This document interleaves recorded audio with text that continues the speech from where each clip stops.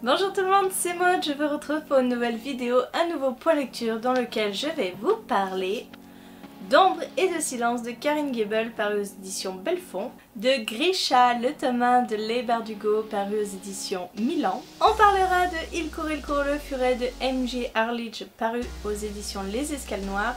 Et on finira avec le tome 2 de Nil, Les Secrets de Nil de Lynn Matson paru aux éditions PKJ.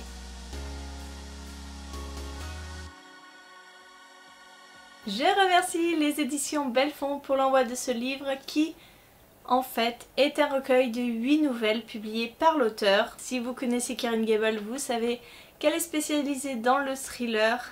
J'ai beaucoup aimé les 8 nouvelles, bien sûr j'ai mes préférées qui sont dans un premier temps la toute première nouvelle qui s'appelle Alena, donc écrit comme ceci,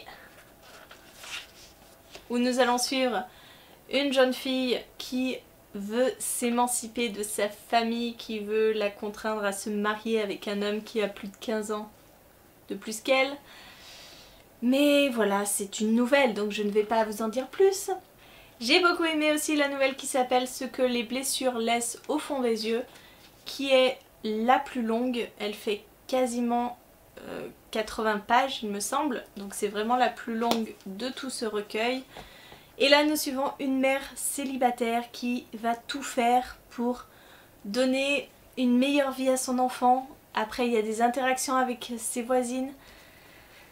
Mais en règle générale, que ce soit ces deux nouvelles là ou les 6 autres, on est vraiment dans des histoires choc, coup de poing, qui ne peut pas laisser indifférent parce que c'est là qu'est le talent de Karine Gable.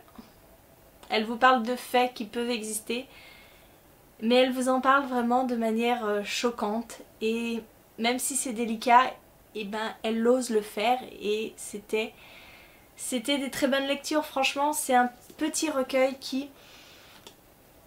Vous pouvez lire une histoire par soir, c'est plutôt agréable. Et voilà, je vous ai donné mes 2 nouvelles préférées, mais il y en a 6 autres qui parlent de maladies, qui parle d'obsession. On a des histoires plus classiques qui parlent de harcèlement scolaire, de suicide adolescent, bref, des faits de société. Et moi j'ai bien aimé. Franchement j'ai passé un très bon moment avec ce recueil, donc je vous le conseille. Et maintenant je vous parle de Grisha. Je n'ai pas attendu trop longtemps pour le lire parce qu'il me faisait quand même très envie. Je l'ai lu en lecture commune avec Amal et c'était génial. J'ai adoré ce livre. Est-ce que c'est un coup de cœur? Je me pose la question. Donc si je me pose la question, c'est que c'est pas vraiment un coup de cœur, mais on n'en est pas loin franchement. Je crois que je suis en train de devenir complètement fan de Leigh Bardugo. Ça devient un auteur chouchou parce que, comment vous dire, hein, vous le savez, hein, Six of Crows, Crooked Kingdom... Ce diptyque, c'est mes coups de cœur vraiment de l'année 2017. Et Grisha, c'est pas du tout pareil, pas du tout, et pourtant, je suis fan de la narration, je suis fan des descriptions, je suis fan des personnages. Elle a vraiment un talent exceptionnel pour vous faire vous accrocher aux personnages très rapidement. Dans ce livre, nous allons suivre Alina, qui est une orpheline, qui a été enrôlée dans la première armée avec son meilleur ami, orphelin lui aussi. Et ils vont devoir traverser la non-mer, une zone très étrange, très mystérieuse. Donc ils s'embarquent et en plein milieu, il se passe ce qu'il doit se passer habituellement. Ils se font attaquer par des créatures étranges. Et c'est là que Alina se révèle et révèle des pouvoirs de Grisha. Les Grisha, qu'est-ce que c'est? Ce sont des sorciers qui vont maîtriser tel ou tel pouvoir, vraiment différent. Et là on se rend compte qu'en fait Alina, c'est une invocatrice de la lumière et il n'y en a pas eu depuis des générations et des générations. Donc elle est l'élue en quelque sorte, un petit peu comme toujours. Elle va faire son apprentissage de Grisha. Bref, sa vie va changer du tout au tout. Comme je vous l'ai dit, j'adore l'univers, on est dans le même univers que Six of Crows. J'adore Alina. On a des personnages très charismatiques qui font qu'on adore ce livre ou pas, mais moi j'ai adoré. J'ai passé un super bon moment. L'univers est creusé mine de rien, même si je pense qu'il va être encore plus creusé dans les prochains tomes.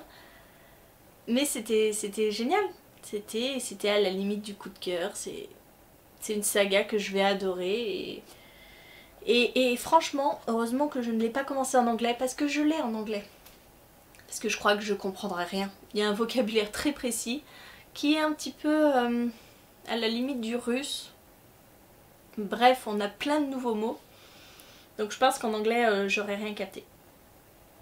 Mais voilà, je vous conseille Grisha. Je pense qu'il faudrait lire Grisha, donc toute la saga Grisha, avant Six of Crows. Parce que si on les compare, Grisha est géniale, mais elle est peut-être un cran au-dessous parce que les intrigues sont un petit peu moins compliquées. Il y a moins de retournements de situation comme on a dans Six of Crows, même s'il y en a quelques-unes.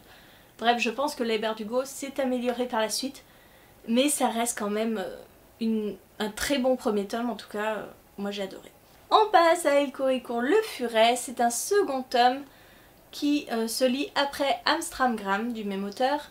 Je l'ai lu pour le Black November, pour la 3e semaine, la semaine où on devait lire des sagas ou avec des personnages récurrents, il me semble. Je ne voudrais pas vous dire de bêtises, normalement c'est ça.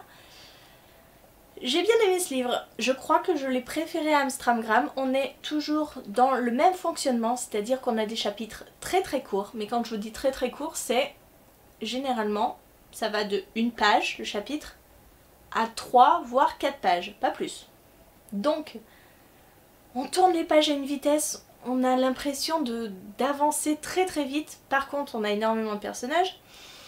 Et en fait, un peu à la manière du tome 1, on va suivre un tueur en série, même si c'est un peu différent. Le tome 1 était très particulier.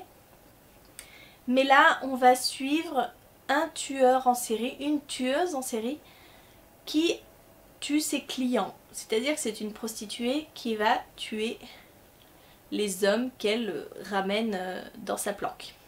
C'était agréable à lire, je vous ai dit, ça se lit à une vitesse, c'est un truc de fou. Après, on a une sorte de retournement en plein milieu qui n'est pas vraiment un retournement. J'aurais peut-être aimé que l'auteur aille jusqu'au bout, mais il n'a pas osé, ce que je peux très bien comprendre. On suit le commandant Helen Grace qui revient dans une nouvelle enquête après Amstramgram qui l'a quand même bien chamboulé, hein, on va dire ça comme ça. Je m'étais pas vraiment attachée à Helen Grace dans le premier tome. Là, je la trouve plus humaine. Elle a des failles qui sont peut-être moins profondes que dans le tome 1. J'ai mieux compris son personnage en fait dans ce tome 2. Je l'ai sans doute préférée, après c'est pas mon personnage que j'adore ou quoi. Charlie je la préfère, elle est plus humaine. Mais c'était agréable, l'enquête est agréable, on voit quand même assez vite ce qui va se passer. Même si c'est plus surprenant que le tome 1, parce que le tome 1 j'avais réussi à deviner un petit peu le duo gagnant de la fin.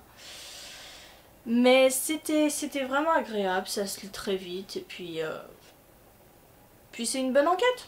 Une bonne enquête avec un bon tueur en série et je peux vous le conseiller.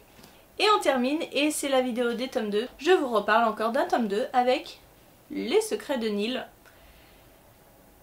J'avais vraiment adoré le premier tome qui se passait avec Charlie qui... un jour qu'elle va au supermarché, se fait happer par une porte scintillante, chatoyante, brûlante, qui l'expédie sur Neil.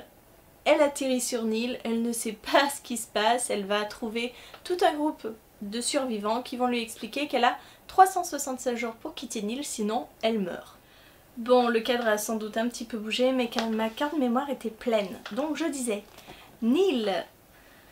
J'avais beaucoup aimé le premier tome, j'avais trouvé ça hyper original, ce décompte qui met fin à la vie des gens sur cette île mystérieuse. Ces portes qui permettent de partir ou de rentrer sur Neil, c'était génial. Ce second tome, au final, je l'ai moins aimé que le premier, parce que au final, ça faisait un petit peu du réchauffé. On est avec une autre personne qui va débarquer sur Neil, de manière plus surprenante que dans le tome 1. on est avec Sky qui débarque sur Neil et qui va chercher à détruire Neil au final. Voilà, elle veut que Neil n'existe plus, elle veut arrêter le massacre de ces adolescents. Elle va y rejoindre Reeves qui lui était déjà dans le premier tome, on l'avait déjà aperçu. Et c'était pas mal, mais j'ai trouvé plus de longueur que dans le tome 1, moins d'originalité. On a beau apprendre plus de choses sur cette île, j'ai été moins emballée que le premier tome. Même la petite histoire d'amour, je l'ai trouvée moins bonne que le premier tome. Après c'est vraiment un avis personnel parce que je sais que beaucoup de monde ont préféré le tome 2 au tome 1. Ce n'est pas mon cas, mais de toute façon c'est pas grave. Je continuerai la saga avec le dernier tome pour voir ce qu'il en est et pour enfin finir une saga. Oui. Donc voilà, c'était un second tome sympa, mais que j'ai trouvé plus longuet que le premier. Voilà, cette vidéo point lecture est maintenant terminée. J'espère que cette vidéo vous a plu. J'espère que vous me direz en commentaire si vous avez déjà lu un de ces livres, ce que vous en avez pensé. Et en attendant, je vous fais des gros bisous. Je vous souhaite une très bonne journée, de très bonnes lectures et je vous dis à très bientôt pour une nouvelle vidéo.